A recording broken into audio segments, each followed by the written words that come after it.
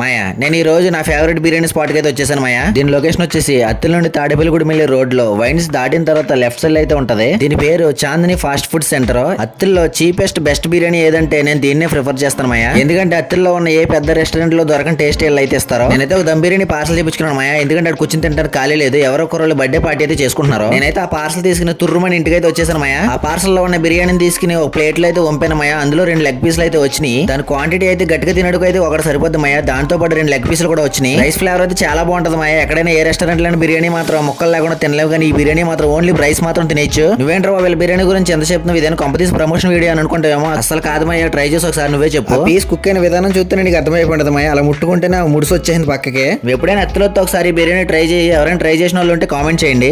అలాగే ఈ వీడియోని లైక్ చేసి మన ఛానల్ సబ్స్క్రైబ్ చేయడం మర్చిపోద్దు మాయా. మనం 1K దగ్గరగా ఉన్నాను. గమ్మును సబ్స్క్రైబ్ చేసుకుంటే 1K గమ్మును రీచ్ అయిపోతా. ఉంటాను మరి, బాయ్. అలాగే వీడియోని చివరి దాకా చూసినందుకు చాలా థ్యాంక్స్ మాయా. ఉంటాను.